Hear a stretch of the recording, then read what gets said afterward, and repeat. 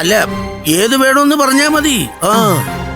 പാവക്കുട്ടിയുടെ ഈ ശിവേട്ടൻ എന്തിനും റെഡിയാ. അതിന് പകരേ ദേ ഈ മാവിന്റെ ഈ കൊമ്പിൽ കയറിയിരുന്ന് എന്നെ പ്രപ്പോസ് ചെയ്യുന്ന പോലെ അഭിനയിച്ചാ നന്നായിരിക്കും. അത് കൊള്ളാം, അത് കൊള്ളാം. അതൊരു variety save the date video ആയിരിക്കും.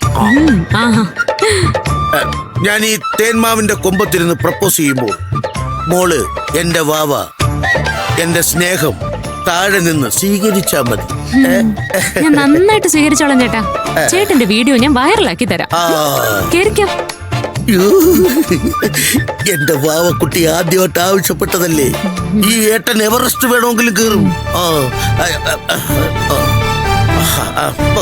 നോക്കട്ടെ.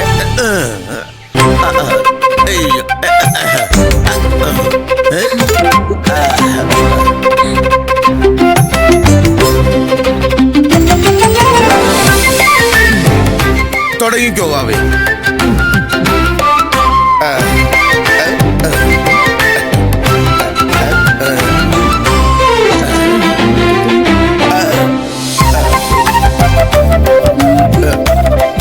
ഇങ്ങനെ മതിയോ? മതിയോ? നന്നായിട്ടുണ്ട്.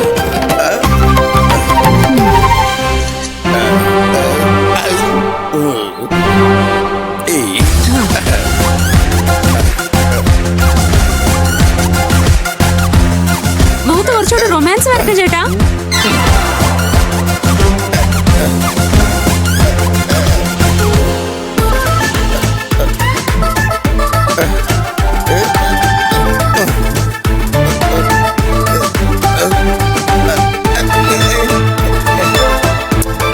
മുഖത്ത് കുറച്ചുകൂടി റൊമാൻസ് വരട്ടെ ചേട്ടാ.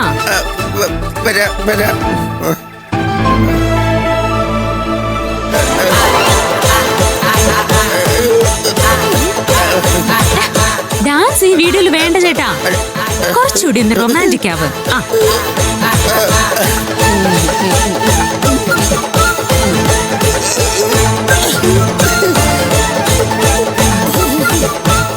വാവേ, വാവ പ്രപ്പോസ് ചെയ്തിട്ട് എത്രയും പെട്ടെന്ന് എനിക്ക് താഴെ ഇറങ്ങാം. അയ്യോ, ഞാൻ വരാനുള്ള സമയമായിട്ടില്ല. തേന്മാവിൻ കൊമ്പത്തിരുന്ന 4 പേര് പാട്ട് പാടി ചേട്ടാ. പാടുന്നേ. എന്റെ വാവക്കുട്ടി പറഞ്ഞ ഞാൻ എന്തും ചെയ്യും. ചേട്ടാ, കൈ ബാക്കിലോട്ട് പോരുത്. റൊമാൻറ്റിക് ആയിട്ട് പാട്ട് പാട്. ഏതെങ്കിലും പാട്ട് മതിയോ? ഏത് പാട്ടാ പാടണ്ടേ? ഏതെങ്കിലും റൊമാൻറ്റിക് പാട്ട് മതി.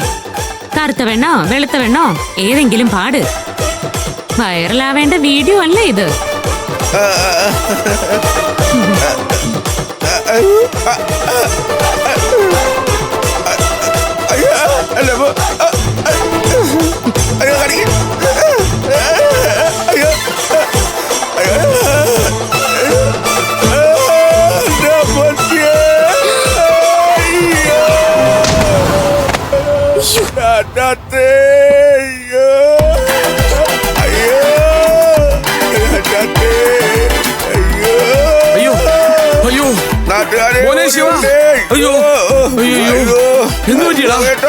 അത് നീര് കടിച്ചെന്ന് തോന്നുന്നു വെച്ചാ.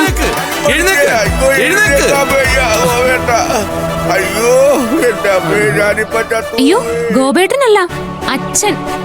അങ്ങനെ വേണം വിളിക്കാൻ.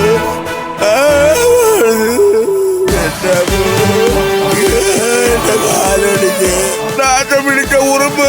അയ്യോ, എന്താ വരുമോനെ? എന്നെ ഹോസ്പിറ്റലിൽ കൊണ്ടു. പിന്നെന്താ? എനിക്ക് പിടിച്ചേ. അയ്യോ,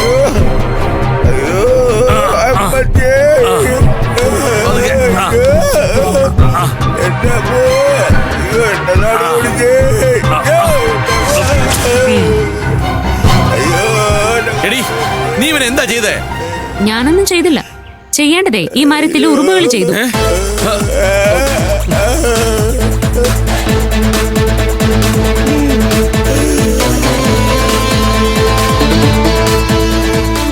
എനിക്കിഷ്ടമില്ലാത്ത കല്യാണം നടത്താൻ അച്ഛൻ ഇനി എത്ര ശ്രമിച്ചാലും ഇതുപോലെ എന്റേതല്ലാത്ത തെറ്റുകൊണ്ട് ഞാൻ മുടക്കും.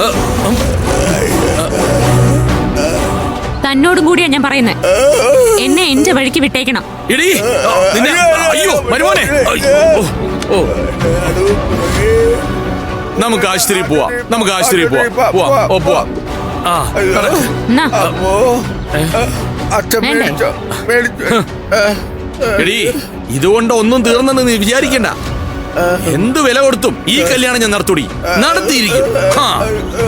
വാ മോനെ, മോനെ.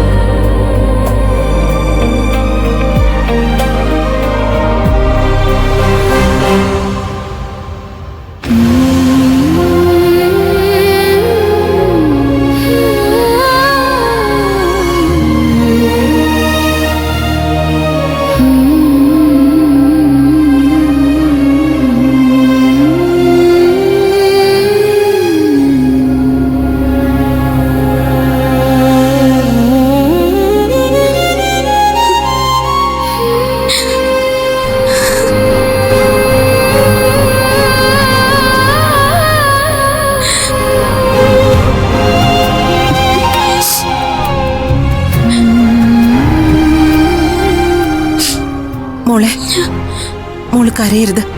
അമ്മ ജീവിച്ചിരിപ്പുണ്ടെങ്കിൽ ഈ കല്യാണം നടക്കില്ല. മോള് സമാധാനായിട്ടിരിക്കെ.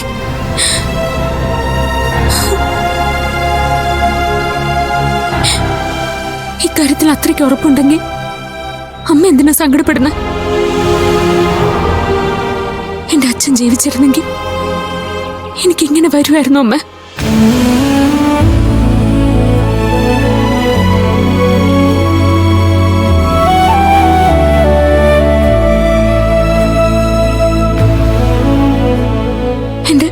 സ്വന്തം അച്ഛനായിരുന്നെങ്കിൽ എന്നെ ഇങ്ങനെ ഒരാൾക്ക് കെട്ടിച്ചു കൊടുക്കുമായിരുന്നോ? ഇത്രയും പ്രായമുള്ള ഒരാളുടെ മുമ്പിലേക്ക് എന്നെ പറഞ്ഞയക്കാൻ വേണ്ടി അമ്മ ദ്രോഹിക്കുമായിരുന്നോ? ഒരു പുഴുവിനെ പോലെ എന്നെ ഇങ്ങനെ മാനസികമായിട്ട് ചവിട്ടി തേക്കുമായിരുന്നോ?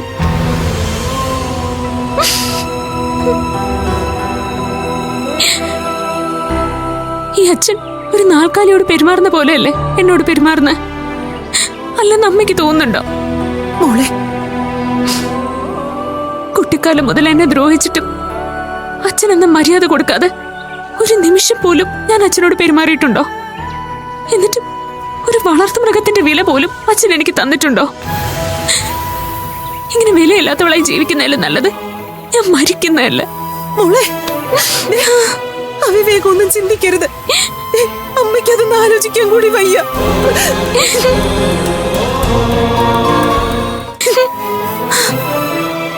അമ്മ പേടിക്കണ്ട. അമ്മയും കീർത്തിയും വിട്ട് ഞാൻ ഒരിക്കലും മരണത്തിൽ അഭയം തേടില്ല. എന്റെ കടമകളിൽ നിന്നും ഞാൻ ഒരിക്കലും ഒളിച്ചോടില്ല.